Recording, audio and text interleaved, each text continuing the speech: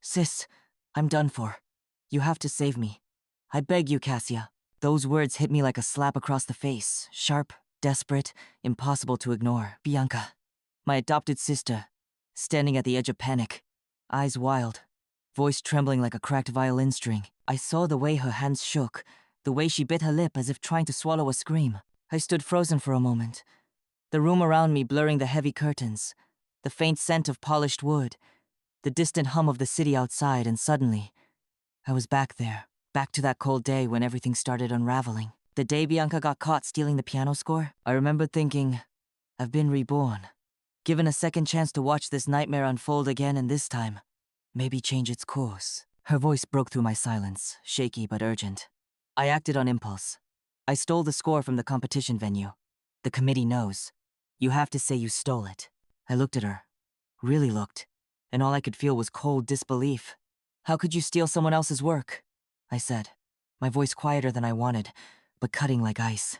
She took a step closer, desperation twisting her face. If you don't help me, I'll say Brandon told me to, or that Chloe did. You can't let Brandon's company be destroyed. Or Chloe kicked out of the Writers Association, right? I shook my head, voice low but firm. They're your closest people. Bianca sneered, a venomous edge sharp as broken glass. I'm just an adopted daughter. What do they have to do with me? Take the blame for me. I promise. After you get out, I'll tell them the truth. The business proposals, the novel outlines, the piano pieces, they were all your original works. Then they'll love you. I laughed, a bitter, humorless sound. Bianca, you really haven't changed. In the past life, the one I was supposed to forget, I would have caved. I would have taken the fall. Not this time. Her eyes narrowed, her facade cracking. You dare say no? Remember how you knelt, begging Grandma to take you to my recital? You were like a stray dog begging for scraps. A little jailbird is still a little jailbird. With one word from me, you'd be kicked out. And then slap. The sharp crack echoed louder than I expected. This first slap is for your disrespect. Slap. This second slap is for your dirty heart. Slap. And this third slap is for your self-deception. Thief crying thief. Chaos erupted. The door burst open and Grandma Eleanor stormed in, her voice harsh as winter wind. How dare you hit your sister, you unfilial brat? I looked at her, voice steady, despite the sting on my cheek. When you hit me with that bottle, did you think I was your granddaughter? Her face twisted, rage burning. Starting today, get out of the Sterling family.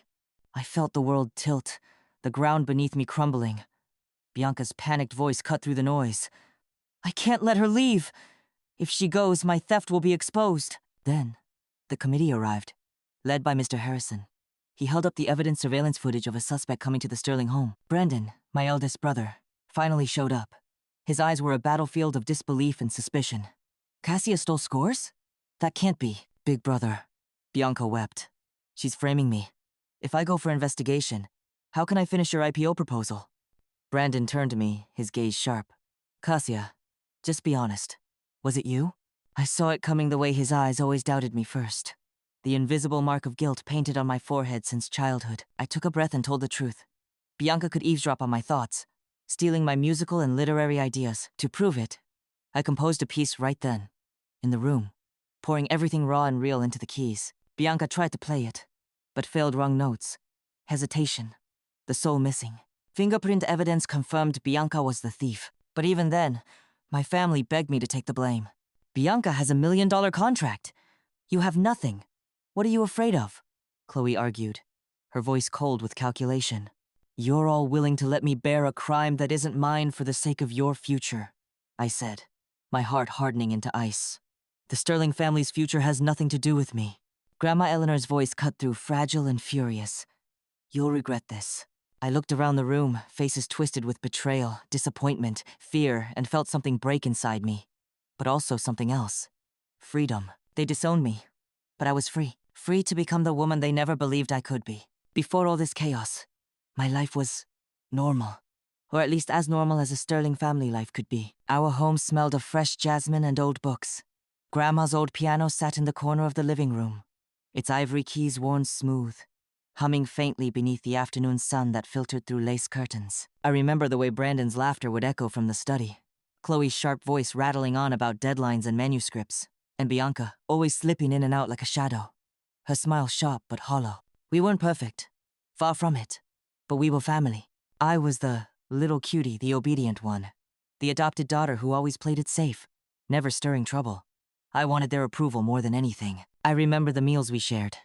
Grandma's stew, thick and fragrant with cinnamon and star anise. The clinking of chopsticks. The low murmur of conversations heavy with unspoken truths. But beneath it all, a quiet tension simmered. Bianca's eyes held secrets. Chloe's smiles masked ambitions. Brandon carried the weight of the family legacy on his broad shoulders. And me? I was invisible. Except when they needed something from me, my talent, my ideas, my silence. In the weeks leading up to the competition, life had this strange rhythm like a clock ticking toward a storm. I kept to my routine. Early mornings practicing piano, afternoons lost in my manuscripts, evenings pretending that everything was fine when the family gathered around the dining table. But Bianca, she was different. She was restless, her eyes darting nervously whenever I caught her watching me. I tried to push it aside, convincing myself she was just anxious about the competition. After all, that piano score was the centerpiece of her performance. A piece that wasn't even hers. I remember one evening, the air heavy with the scent of jasmine tea. Bianca sat across from me in the living room. The faint glow of the lamp cast shadows across her face, making her eyes look darker, almost haunted. "You've been practicing that piece again," she said, her voice softer than usual. I nodded. "It's mine. I composed it last year." She looked away quickly, like she wanted to disappear. "You're amazing, Cassia." Her words felt hollow. A few days later, the first clue surfaced. It was subtle at first, a whisper here, a sideways glance there. The committee contacted Grandma Eleanor, accusing someone of stealing the piano score from the competition venue. At first, no one suspected Bianca. The Sterling family was a fortress of loyalty. Or so I thought. But then the whispers turned to rumors, and the rumors to accusations. The night before the competition, Bianca locked herself in her room. I could hear the trembling in her voice when she called me through the door. "Cassia, please. I made a mistake." I didn't answer. I didn't know what to say. The next morning, the news hit like a landslide. Bianca had been caught. The committee had surveillance footage, clear as day, showing someone sneaking into the venue and taking the score. But there was a problem. They suspected me. Because I was the one with the talent to compose such a piece, the one who had everything to gain or lose. Grandma Eleanor's voice shook when she confronted me. "Cassia, did you steal the score?" I stared at her, disbelief burning in my chest. "No." But her eyes didn't believe me. Then, the family turned on me. Brandon's suspicion cut the deepest. "You always think you're better than us," he said one evening, his voice low and bitter. "If you did this, just admit it." He shook my head. I didn't. Chloe's face was cold, her usual warmth replaced by a calculating glare. "You could destroy everything we've built." Bianca's betrayal was the knife twisting in my back, but the family's doubt was the poison spreading through my veins. I wanted to scream, to run away, to disappear, but I stayed. Because I knew the truth. Bianca had been stealing from me not just the piano score, but my ideas, my work, my very soul. She could hear my thoughts, remember every note, every line of writing, and claim it as her own. It was like living with a shadow that copied my every move, stealing my light. The confrontation came in the living room, thick with tension. I challenged Bianca to play the piece I composed on the spot. She faltered. Mistakes, missed notes. Her facade cracked. The committee brought in fingerprint evidence. It was hers. Yet, even then, the family begged me to take the blame. "Bianca has $1 million contract." Chloe's voice rose. "You have nothing. What do you have to lose?" Their words were a dagger. I looked at them all, the faces I called family, and felt the cold truth settle in. They wanted me to be the scapegoat, to sacrifice myself for their future. But I refused. "I am not your shield," I said, voice steady. "The Sterling family's future is not my responsibility." The day they disowned me, I felt something strange. Not sorrow, not fear. Freedom. Freedom to be more than the obedient daughter. Freedom to become the woman they never believed I could be. The first step was survival. I found myself at the doorstep of Starlight Media, a nearly bankrupt company no one believed in. I wasn't there to beg for help. I was there to rebuild. I started live streaming mass piano performances, raw, emotional, and improvisational. No flashy lights, no stage perfection, just music. Pure and unfiltered. The viewers were captivated. Millions tuned in. They could feel the soul behind the keys. The pain, the hope, the fire. Bianca's streams, by comparison, felt mechanical, lifeless. Her rigid, technical precision couldn't compete with the raw passion I poured into every note. Next, I turned to writing. Under a pen name, I published Forgotten City, a novel born from the depths of my heart and memories. It shattered records. The sales eclipsed Chloe's celebrated works, her stolen ideas no match for the authenticity of my story. Finally, the business battlefield. I allied with Alex Westwood, a man whose company was on the brink of ruin. Using my intimate knowledge of Brandon's strategies, the ones I originally crafted, we orchestrated a hostile takeover. The Sterling family empire crumbled, brick by brick. Cornered and ruined, my siblings came crawling back. Come back, Brandon begged. We were wrong. We'll make it right. But I was no longer their little cutie, no longer the girl they could push aside. Your hypocrisy is the knife that kills without blood, I told them coldly. I handed over the corporate acquisition papers. The legacy was mine to claim or discard.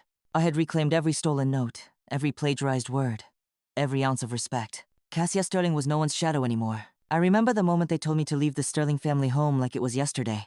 Grandma Eleanor's voice still rings in my ears, harsh, unforgiving, like a judge passing sentence. The sting of her words burned more than the slap Bianca gave me. You're no longer part of this family, she said, eyes cold and hard as granite. And just like that, the life I thought I had my place, my identity, the comfort of belonging was ripped away. I was left with nothing but the clothes on my back and a heart full of questions. How did it come to this? How could the people I loved so deeply turn their backs on me? I stood outside the grand house, the air heavy with the scent of rain on pavement.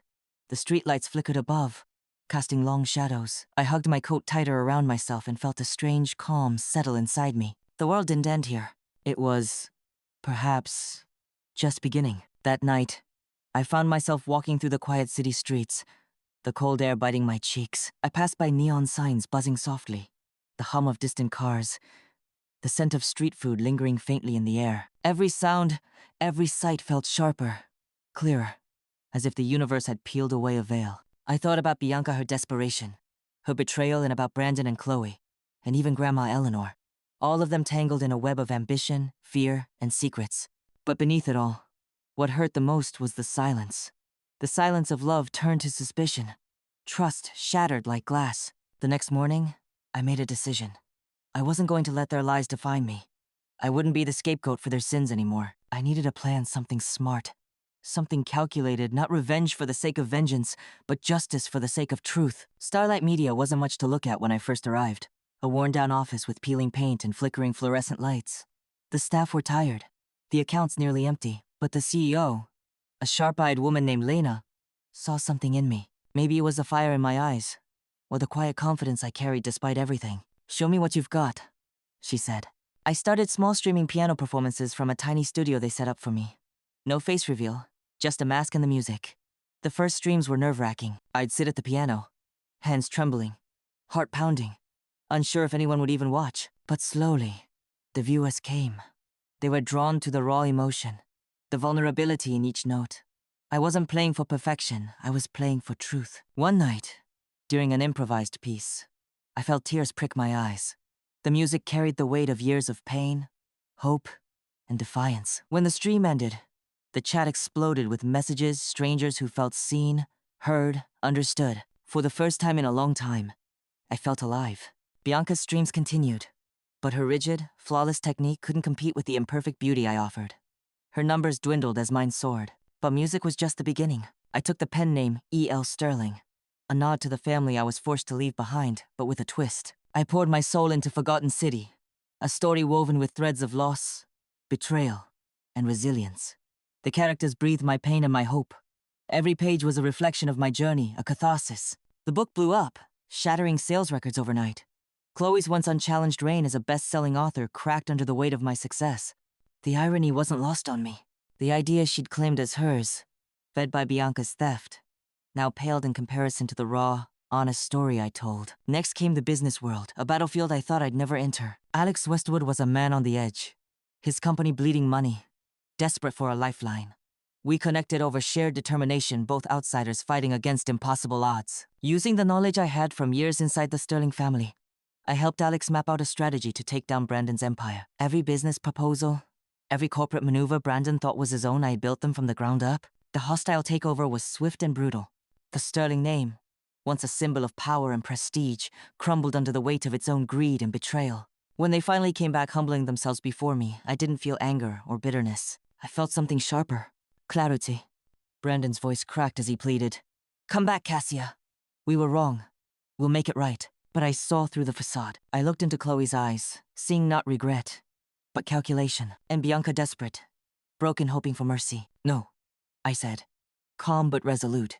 Your hypocrisy is the knife that kills without blood. I handed over the corporate papers. The family legacy was mine to keep or discard. For the first time, I was truly free. The room was thick with silence after I handed over the acquisition papers. The weight of that thin stack of documents pressed against my palm felt heavier than any burden I'd carried before. They stared at me as if I'd transformed into someone unrecognizable, which, in truth, I had. No one's going to decide my worth anymore, I said, voice steady but low, each word deliberate. Brandon's face twisted in disbelief. Cassia, your family. We can fix this. But what family had done to me? They didn't want to fix. They wanted to bury. I took a breath and let the calm settle over me like armor. Your plans, your futures, your millions they were built on. My ideas stolen in the dark. You wanted me to be invisible, silent, your little cutie. But I'm not. Chloe's eyes flashed. You think you're so clever? Without us, you're nothing. I smiled. The kind of smile that doesn't reach the eyes. Without me, none of this would exist. I saw then the truth. They feared me because I was the one they had underestimated most. And the thing about underestimating someone is that it blinds you to their power. After that day, I left the city for a while. I needed distance from the broken pieces, the fractured family, the tangled emotions. I found solace in quiet places. A small cabin by a lake where the wind whispered through the pines, where the only sounds were the lapping of water and the rustling of leaves. There, I rebuilt myself. The piano was my refuge. Each note I played was a piece of the past released, a future forged. I wrote in the mornings, letting the words flow without judgment or fear. The solitude gave me strength I hadn't known I possessed. Months later, I returned, not as the girl who once begged to be seen, but as a woman who demanded it. The public had come to know me through my music and my writing.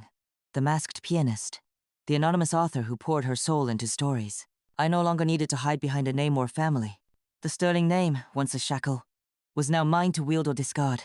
I chose to discard the weight of their expectations and carry only my truth. One evening, after a live stream, I sat quietly at the piano in my studio. The city lights twinkled through the window, a distant hum of life continuing below.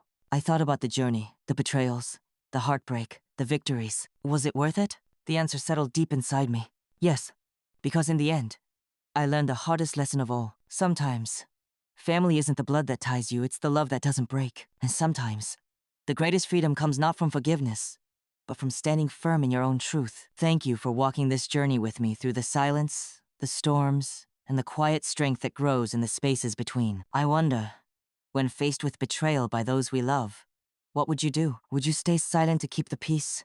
Or would you find the courage to stand up and reclaim your truth, even if it means losing everything? Sometimes, the hardest battles we fight aren't with the world outside, but with the family inside, the ones who are supposed to protect us, but instead become the architects of our pain. But remember this, your worth is never defined by how others treat you.